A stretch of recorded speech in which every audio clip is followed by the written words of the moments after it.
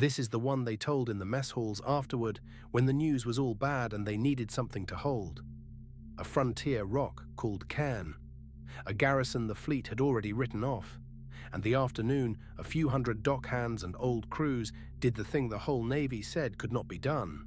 They made the machines bleed.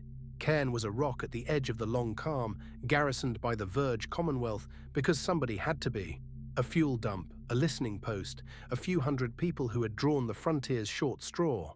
On every fleet map, it was a dot the staff barely bothered to mark. The man who ran it was a commandant named Vharen. 30 years on the frontier and one boot from retirement. He flew a desk, a coffee ration, and a garrison of dockhands and gunners. He was exactly the kind of officer the Wall never noticed, right up until the day the whole war turned on him. The Verge had always been poor. Out here, nobody could afford the new autonomous units that flew themselves, so the frontier flew the old way, on handlinks. A crew, a stick, a screen. The core worlds laughed at it. Out here it was just how you kept a drone alive long enough to matter. Cairn had one real tooth, a ring of heavy defense guns dug into the rock. The kind of old fixed batteries the modern Navy had stopped building. Slow to aim. Murder up close. Bracken had spent 3 years learning exactly how the ground under those guns lay and exactly where a thing would have to be for them to gut it. The word came down the frontier relays 2 days before the enemy did. A Vharen assault force was on its way to take the picket and its fuel. The order to Cairn was simple: hold as long as you can. No ships were coming, there were none to send that early, and everyone at Cairn understood the arithmetic. So they dug in. They fueled the drones by hand and set them on their tethers. They walked the gun crews through the kill zone 100 times, and a young signals tech kept a running count of the hours. The way you count anything when you are trying to keep from counting something else. The youngest hand on Cairn was a signals tech barely out of training, who kept the hour count and made the coffee and asked Bracken once whether the relief would come. He told her the truth, which was that he did not know. She kept counting anyway. It was a good garrison. They mostly were, out on the short straw rocks. 4 systems away, Lieutenant Ione Vance heard the picket's name for the first time in a briefing room, as a line on a list of places the Union could not hold. Cairn, a Verge rock, written off before the shooting started. She marked it and felt the old thing turn over in her chest.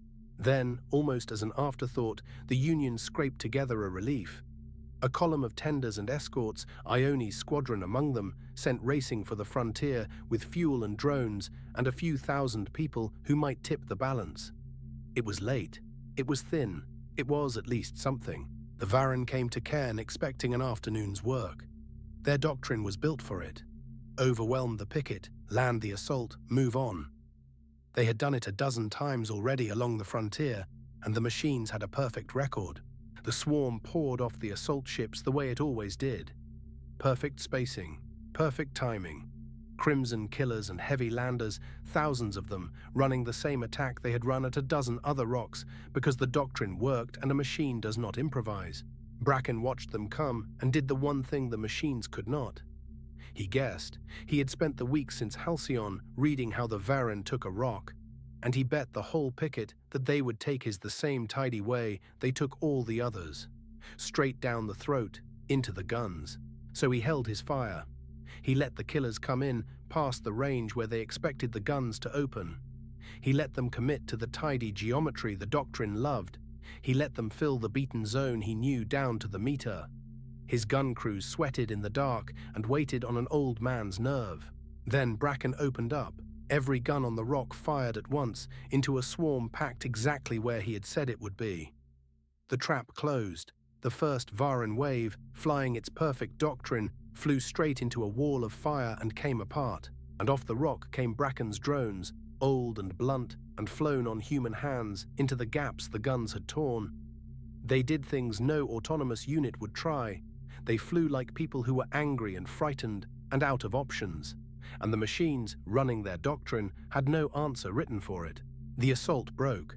The machines that could still fly pulled back to their ships on schedule because the schedule said to, and left the space around Cairn full of their own wreckage. A frontier picket the fleet had written off had just stopped a Vharen assault cold. Cairn signaled the win up the frontier relays, plain and dry. When the staff 4 systems back asked the commandant what the picket needed, Bracken thought about it and sent back 3 words that went ship to ship across the whole calm by morning. Send more targets. Ione's relief column got the news 4 systems out, running hard for the frontier. A picket had beaten the machines, beaten them outright, and sent them home in pieces. The whole column felt it. That small electric thing that is almost hope. For Ione, it was more than hope. It was proof. Everything she had bled to learn since Halcyon, everything the fleet still treated as a junior officer's pet theory, an old frontier man had just written across the sky in enemy wreckage. Human hands could beat the machine. Somebody had finally done it. Lord Admiral Halvard rode with the column now. A diadem grandee who had begged a berth in the tender arm after Ione pulled him living from the sovereign's death, 3 weeks and a whole world view ago. He looked at the frontier man's signal and said the thing Ione was already thinking. Then we should hurry. So they pushed. The tenders ran their engines hot, the way the Steadfast had run hers at Halcyon, the way Ione had run Gull past every limit over the Diadem's grave. Cairn had bought them a chance with blood and nerve. Ione meant to spend it, but the Imperium ran its war on arithmetic, not on nerve. When the machines lost the first assault at Cairn, the Vharen commanders felt nothing at all. They added ships. A second force, far larger, turned toward the rock, carrying enough to bury it. Now it was a race, and everyone aboard could read the plot. The Union relief and the second Vharen force, both bearing on the same small rock, and the only question that mattered was who arrived first. For a day and a night, running flat out, Ione let herself believe it might be them. The relief was commanded by a vice admiral named Marsh, a careful man, a wall man, the kind who had kept a career alive by never once being caught out of position. And somewhere behind the column, in the safe dark, the fleet staff began to worry about the price of the gamble they had made. The scouts brought Marsh a picture that worried him. Vharen carriers, somewhere out in the dark near the frontier, exact position unknown. It might be nothing. It might be a fleet that could turn his relief into a second Halcyon. He had to choose between a rock full of strangers and the ships under his own hand. He chose the ships. The recall order came down the column in the middle of the night watch. Turn back. All of it. The relief that was one hard day from Cairn turned in the dark and started home, and left a picket that had beaten the machines to face the ones that could not be beaten. Ione read the order twice, the way she read every order she hated. She thought about the frontier man's dry 3 words. She thought about a garrison standing on a rock in the dark, watching the relays, waiting for the ships that were now turning around. Something in her went very cold and very quiet. She said her piece up the chain, past every rank between her and the flag, further than a lieutenant should. Halvard said it louder, a Lord Admiral spending the last of his old prestige on it. Marsh heard them out because he was a decent man. Then he told them what careful men always tell you, that the fleet could not be risked for a rock, and that was the end of it. She was a lieutenant with a hand-flown drone and a theory, and he was a vice admiral with a fleet and an order, and the order was to run. Ione stood at the rail of the command bay and watched the frontier fall away behind them, and hated the arithmetic with everything she had. The second Vharen force reached Cairn on schedule. From the machine side, there was no drama in it. Just arithmetic arriving. Where the first assault had brought hundreds, the second brought thousands, and behind them more, in the patient way of a thing that keeps adding until the sum comes out.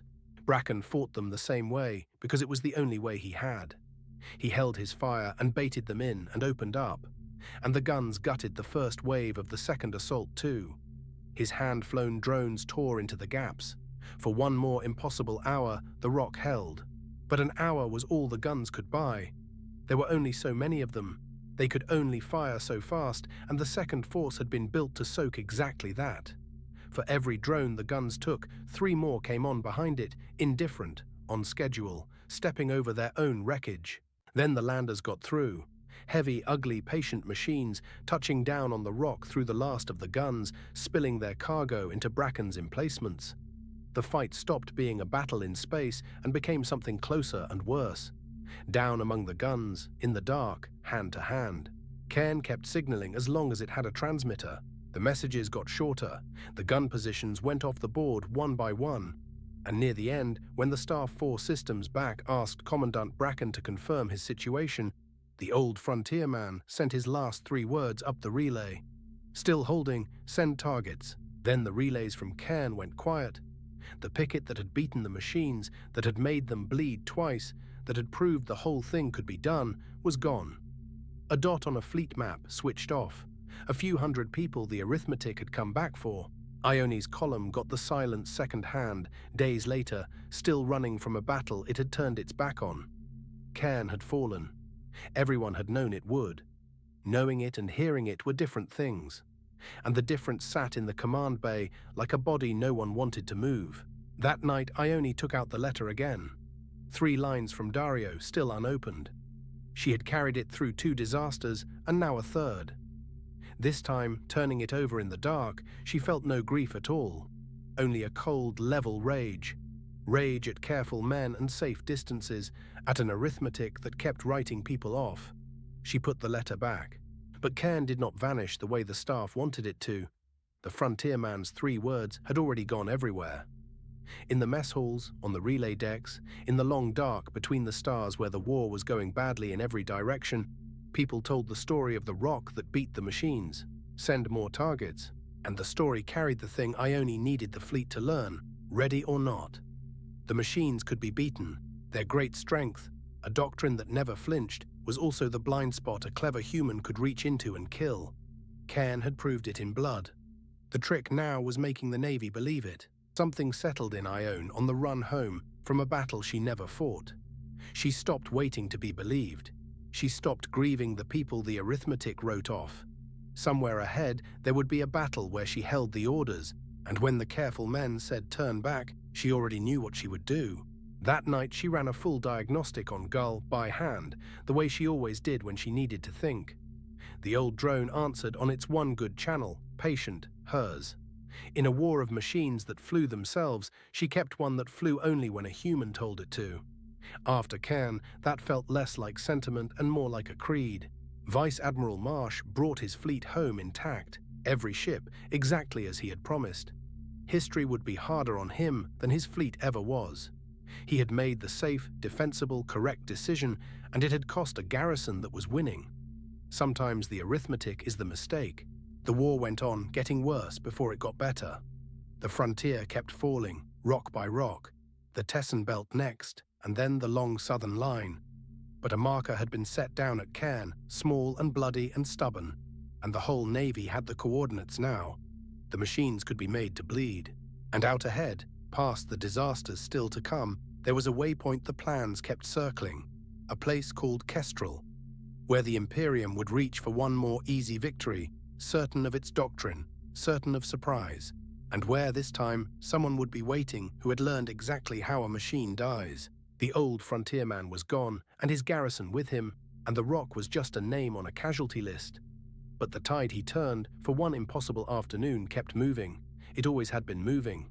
The only question left was who would understand it first.